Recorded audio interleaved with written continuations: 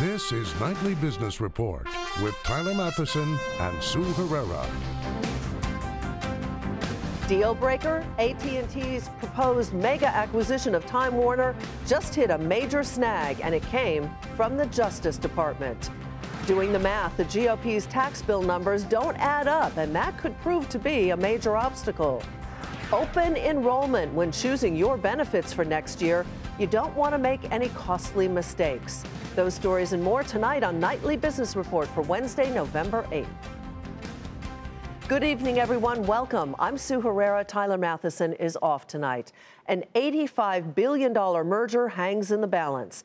AT&T has reportedly been told by the Department of Justice that it needs to sell Time Warner's group of cable channels that includes CNN to get that deal approved. That could prove to be a big stumbling block to a transformative deal that was first announced more than a year ago. Shares of Time Warner were pushed lower on the news, but shares of AT&T were higher. Julia Borston takes a look at the latest twist in this proposed tie-up. The Justice Department has reportedly called on AT&T and Time Warner to divest Turner Broadcasting, including CNN, or to sell DirecTV in order to secure approval for the deal.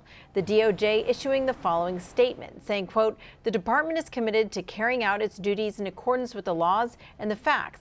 Beyond that, the department does not comment on any pending investigation." AT&T CEO Randall Stephenson saying, quote, "Throughout this process, I've never offered to sell CNN and have no intention of doing so." The report from CNBC's Andrew Ross Sorkin and David Faber comes after AT&T's CFO John Stevens said the timing of the deal is now uncertain, a reversal after the company said last month that the deal was still on track to close by the end of this year. Stevens, as well as AT&T's CEO Randall Stephenson, have defended the legality of the deal because it's a vertical merger. Stevens saying a vertical merger like this one hasn't been blocked in over 40 years. To have at the 11th hour this development is troubling. If it's a highly politicized transaction or a development, we now see the development of the Trump effect. Now investors are watching to see what will transpire and what this could mean for other media deals in the works, such as the pending Sinclair Tribune deal. For Nightly Business Report, I'm Julia Borston in Los Angeles. On Wall Street, stocks inched higher. The small gains were enough to send the major indexes to new highs. The world's most valuable publicly traded company, Apple, hit a major milestone. Its market cap closed above $900 billion for the first time ever. Here's a look at the closing numbers. The Dow Jones Industrial Average rose 6 points to 23,563. The Nasdaq added 21, and the S&P 500 was up 3. Since the election of Donald Trump 1 year ago, the S&P 500 has risen more than 20%. Bob Pisani takes a look at the market's climb higher. It's been a year since President Trump was elected, and he has often claimed credit for the roughly 20% gain in the market since then. How true is that? Well, the short answer is he should get partial credit. That partial credit is based on the perception that tax cuts will add to earnings and that Trump is part of a more business-friendly environment. Now, after the election, the market came to believe that a combination of tax cuts, infrastructure spending, and regulatory reform would give an added boost to corporate profits. The S&P rose roughly 6% in the first month after Trump's election, and that was certainly very real. But more important for stocks since then are record corporate earnings.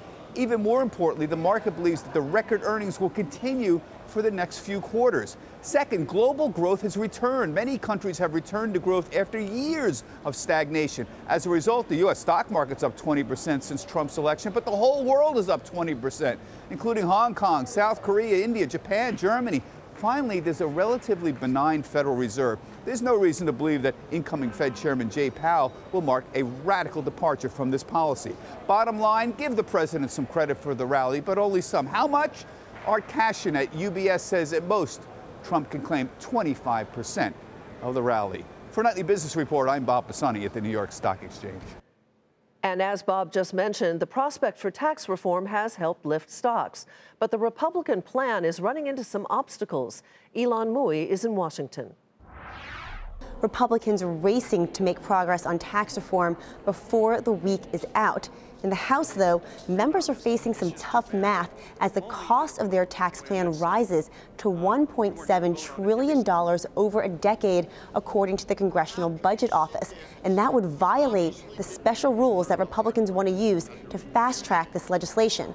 Congressman Mark Walker of North Carolina, who heads the influential Republican Study Committee, said that he is still confident this bill will get passed and that his members feel a sense of urgency, particularly after Democrats' big win in the elections last night.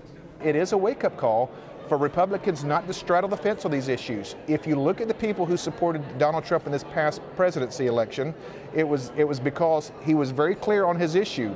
When it comes to repealing Obamacare, when it comes to delivering on tax reform, infrastructure, these are things that Republicans must lead on and not be passé in. Making the numbers work is even harder in the Senate. This plan can't cost more than $1.5 trillion over 10 years, and it can't add to the deficit in the years after that. So there's still a lot of debate over whether Republicans will be able to lower the corporate rate to 20% immediately and permanently. Democratic Senator Chuck Schumer also slammed reports that this bill would get rid of the very popular state and local tax deduction. We are saying to our Republican colleagues, if you continue to try and eliminate the state and local deduction, you're going to kill suburban legislators who are already in trouble because the suburbs don't seem to like Donald Trump. So we say to our Republican friends on this tax bill, as Clint Eastwood said, you want to pass this tax bill? You want to hurt the suburbs? Make our day. Make our day. Democrats are proposing linking the corporate tax rate to worker wages. If households don't get that $4,000 pay raise that Republicans have promised, the corporate rate would jump back up to 35%. Tomorrow is an important mile marker for Republicans. The House Ways and Means Committee is set to vote on its version of the tax bill, and the Senate Finance Committee will release its own plan as well. And then it's a sprint to get this to the president's desk by Christmas. For Nightly Business Report, I'm Ilan Mui in Washington. Jeff Bush joins us now to discuss how a shorter time frame for getting tax reform done could play out in the days and the weeks ahead. He is a partner with the Washington Update. Jeff, welcome back. Nice to see you again. Nice to see you, Sue. Handicap this all for us. Elon really laid it out beautifully. Do you think they'll be able to do it? And what are the obstacles as you see them? Well, I think she certainly laid it out perfectly. I think that's the exact issue. I think the election results from yesterday is a momentum play towards getting something done yet this week. But you can't deny the numbers. The numbers state that it must not exceed $1.5 trillion over that 10-year mark. And right now, the CBO is scoring it higher than that. So they're going to have to make some changes.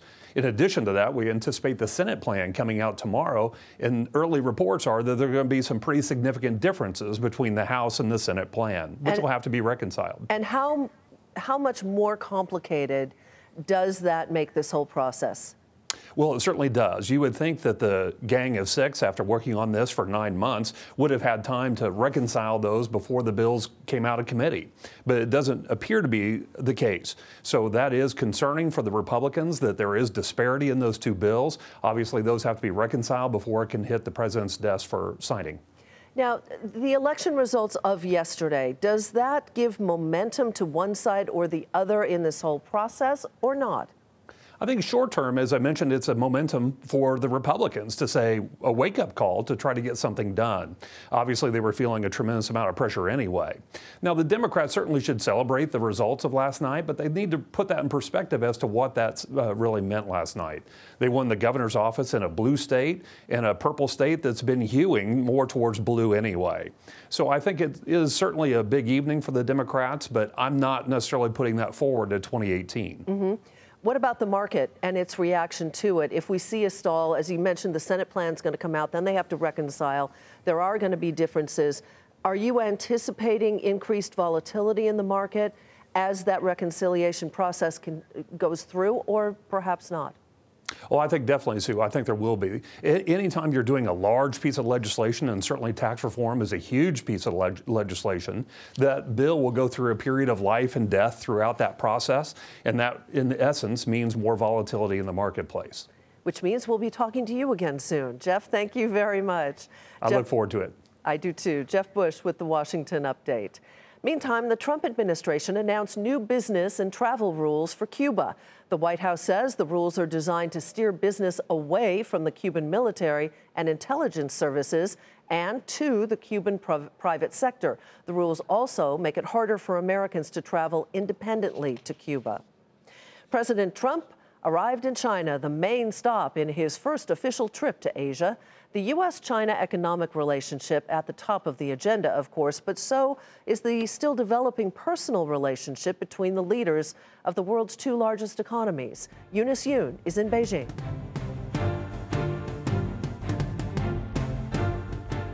The dinner at the Forbidden City is just one way that the Chinese hope will make President Trump feel a little bit more special compared to previous presidents. Today, the first families toured the Forbidden City, they had afternoon tea, and watched a performance of Peking opera in a visit that the U.S. ambassador said would be personal. Despite the important agenda to talk about North Korea and trade, the Chinese state media was focused on the intimate relationship between President Xi and President Trump. President Trump showed President Xi a video of his granddaughter reciting Chinese songs and poems, and President Xi, according to the state press, said her performance was an A+. The Chinese media has been upbeat about President Trump's visit, stressing the importance of finding common ground, including on trade. At a signing ceremony today, U.S. Commerce Secretary Wilbur Ross said the two presidents would look to narrow the U.S. trade deficit, inking deals worth $9 billion. Chinese retailer JD.com pledged to import $2 billion worth of American goods, including American beef. The vice premier, who also attended, said the deals would contribute overall to U.S.-China stability. President Trump's trip is stirring up debate on Chinese social media, with many people eager to see if he's going to tweet, since Twitter is blocked in China. For Nightly Business Report, I'm Eunice Yoon in Beijing. Still ahead, now is the time to make some very important personal finance decisions, and you don't want to make any mistakes.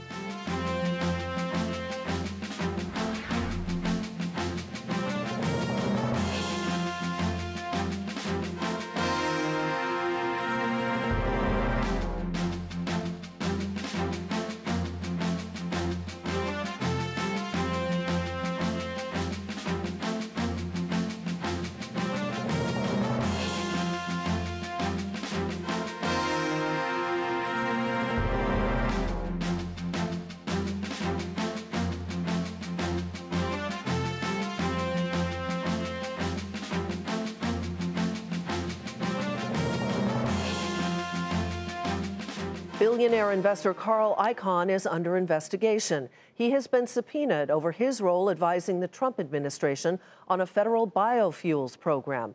Icahn sought to change the renewable fuel standard, a change that would have benefited CVR Energy. Icahn Associates holds an 82% stake in that company. Icahn has argued in the past that he was acting in the interest of American energy security. He stepped down from his advisory role in August. Two of the biggest data breaches in recent memory were the subject of a contentious hearing on Capitol Hill. The current and former CEOs of Equifax testified, as did the former CEO of Yahoo. They started off apologizing, but that wasn't enough for some lawmakers. Aditi Roy reports. Former Yahoo CEO Marissa Mayer took the hot seat today, under subpoena, answering questions from the Senate Commerce Committee about the company's data breaches.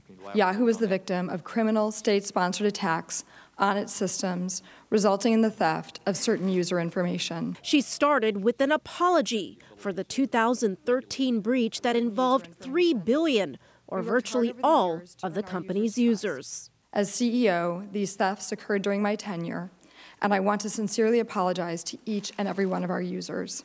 Mayer, who testified before the committee alongside Equifax's current and former CEOs, said Yahoo learned about the 2013 breach last year, that Russian agents were behind the attack, but questions about how it happened still remain. To this day, we, as I understand it, still have not been able to identify the intrusion that led to that theft, which is to say we have received files from law enforcement that contained Yahoo data. We verified that it came from Yahoo. We don't exactly understand how the act was perpetrated. She and Equifax executives faced a tough grilling from lawmakers who pressed them on how the companies are more secure after the hacks. Yes or no question. Does the data remain unencrypted at rest? It's going to be part of the process. It has been reviewed. Yes or no? Does the data remain unencrypted at rest? I don't know at this stage. You don't know if this is the reason why it was breached. Is that correct? There's this data was unencrypted. Encryption is one format of defense. We have several formats on defense and tools in place now that can prevent this to happen. The hearing was just the latest of a handful of congressional panels involving Equifax, which is grappling with a breach involving more than 145 million Americans. While all the executives talked about measures they've taken to improve security, Meyer acknowledged with the rise of state-sponsored hackers, no company is safe. We describe this as an arms race. Hackers become ever more sophisticated, and we have to become sophisticated in turn. So would you have predicted a breach before it occurred? Would you expect a breach? Assume the answer to that's no, or you would have been doing something more? We did not calculate percentages and or predict a breach. I will say we took significant efforts and investment to increase our security. Lawmakers also brought up their own suggestions, including using encryption and digital identity verification measures. For Nightly Business Report, I'm Aditi Roy, San Francisco. Humana warns of slower profit growth, and that's where we begin tonight's market focus. The health insurer said the return of a 3% industry-wide tax would cause earnings in 2018 to fall below the company's initial target range. The company, which reported better than expected earnings, said it would cut nearly 6% of its workforce through job cuts and early retirement programs. Shares were off 5% to $243.48. Regeneron Pharmaceuticals said stronger demand for its new eczema drug and top-selling eye treatment helped profit rise above expectations. Sales also rose and topped estimates. Regeneron shares rose more than 2.5% to $415.17. ConocoPhillips said that it would spend $5.5 billion annually over the next 3 years on capital projects, but only if oil prices remain above $50 a barrel. The spending forecast was above analysts' expectations. The oil and natural gas producer also said it created a plan to weather any oil price volatility. We tried to put a plan in place that is resilient across all the market prices, whether they're the lower and to participate in the upside. We took the market out of our conversation. So we're trying to embrace volatility. We think you need to work in below $50 and even $40 a barrel, and you need to capture the upside as you go to $60 and $70 a barrel. If prices go to $60, we're going to grow even more and take up some of that incremental demand. The shares were fractionally higher to $53.52. After the bell, 21st Century Fox reported revenue that topped expectations, while its profits were in line with estimates. The media giant says results were helped by higher ad sales and an increase in cable programming revenue. Shares were initially higher in the extended session. They also finished the regular day up 1% to $28.09. Open enrollment for health care benefits is here, and for some, it could be costly, according to an AFLAC survey. More than half of employees apparently found that bad choices cost them about $750 a year, or roughly $62 a month. We have Douglas Bonaparte with us with some tips to help you avoid those mistakes. He is financial planner and president of Bonafide Wealth. Welcome. Nice to have you here, Doug. Good to see you again. What is the biggest mistake that people make when they go into doing their open enrollment? It's often the most obvious one, and that's actually forgetting to enroll. It, again, may seem obvious, but letting the window slip by is probably the biggest critical error that I see people make. And how frequent is that, do you think? Well, I would say that the vast majority of people aren't missing out on this. It's too important to their lives. You know, we're talking about your medical insurance, we're talking about life insurance, disability insurance, and benefits like that. But if you ask me what the biggest error would be, life got the best of you and you just simply didn't modify or enroll in your benefits. We all live busy lives and the time slips by. How do you determine, now with most plans, there are different things that you can elect in terms of putting money aside to fund your benefits and things like that. Do people generally do that correctly or not? Unfortunately, they don't. And what really needs to be done to make sure that you get a proper estimate of how to fund various plans, whether it be a healthcare savings account or a flexible savings account where you can put money from your paycheck pre-tax, is not doing a decent job of estimating what their medical expenses are going to be, or dependent care expenses in some cases are going to be in the preceding year. And that is done by really looking back at the year prior to see, well, what did I spend and what might change in the year to follow. What about people who simply, and that's an option in many plans, you simply click on keep what I have. Is that a good idea or not? Well, I think that if you had a good year and you used your benefits wisely, it's going to keep you out of harm's way. But this is the time when you should reflect on the year that you had when it comes to your benefits and make adjustments. You don't want to leave money on the table in the form of tax savings. If you're expecting another child or you're expecting to have, let's say, surgery in 2018, you might want to modify your benefits, assuming you didn't have those items on your list in 2017. Or perhaps the plan itself has changed and you're just checking it off. It might not be the same plan. It's a great point. What about insurance? I always found this a little bit confusing because there are various different types of insurance elections that you can make, but you don't really get a chance to look at the policy itself. Yeah, if you dig deep enough, you can find the specific policy and coverages, and I would always encourage anybody to dig as deep as they can to see what it is that they're purchasing through their benefits. But I think what makes it complicated is we're not just talking about one type of insurance policy. We have your health insurance, we have life insurance, we have disability insurance. We have 3 forms of insurance that you really want to get right. Indeed we do. Okay, thank you, Doug. Nice to have you here. Thank you. Douglas Bonaparte with Bonafide Wealth. Coming up, Amazon's latest twist on convenience is being put to the test.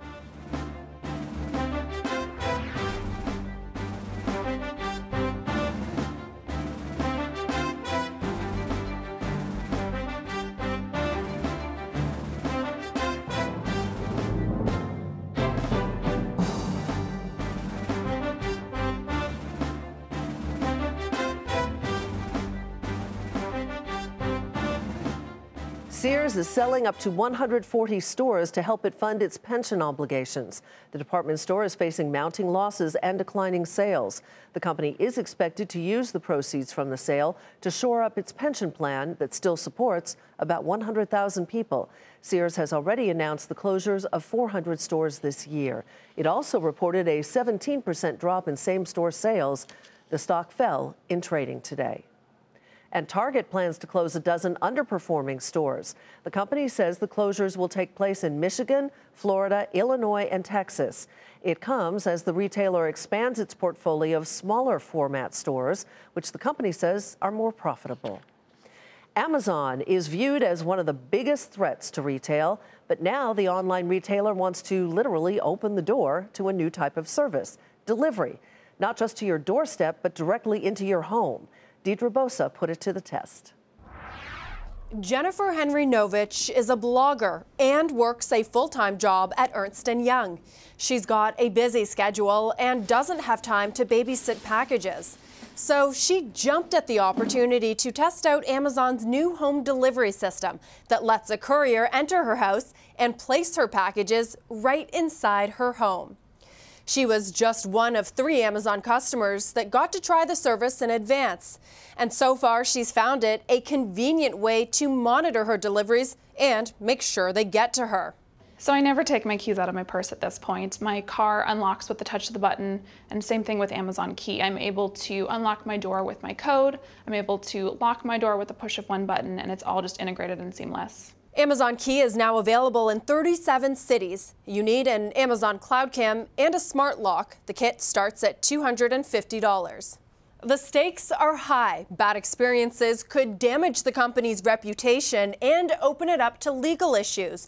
But if it works, Amazon could be laying the groundwork for more sales and home services and take command of the last inch of delivery, while most retailers are trying to control the cost of the last and most expensive mile of the supply chain. Here's how Amazon Key works. The courier approaches the door and knocks or rings the doorbell to check if anyone is home. He then scans the packages, and once Amazon verifies he's at the right place, the door unlocks. The camera inside captures the entire thing. No access codes or keys are ever provided to the driver. Beyond package delivery, users can use Amazon Key to set codes for friends and family to get inside. Or they can soon set special access codes for dog walkers or cleaning services. The system is supposed to make our lives easier, but it does come with potential privacy and safety issues, like pets escaping, accidents, or even the potential to let thieves, or worse, into your home. During delivery windows, Amazon recommends customers leave their pets outside or cordoned off in another room to avoid such issues. And some customers might worry about a camera that is always recording, but Amazon says the customer is the only one who sees that video. I am concerned about security, but at the same time, it's so much easier to pick a lock that you purchase at Home Depot or Lowe's and, just pick it with a couple tools versus trying to hack, an Amazon Key system. Ultimately, Amazon is betting that convenience will outweigh those concerns and others. For Nightly Business Report, I'm Deirdre Boza in San Francisco. And finally, tonight, the top places to retire, and they might not be where you think. According to Bankrate, Pittsburgh tops the list with its affordable cost of living. Next is the Boston area, ranking high in healthcare. Los Angeles is number 3, which scored high in the things to do category. Traditional retirement areas like the Miami-Fort Lauderdale region and Las Vegas were rated 30th and 42nd, respectively. But still beautiful places. That's Nightly Business Report for tonight. I'm Sue Herrera. Thanks for watching. Have a great evening. We'll see you tomorrow.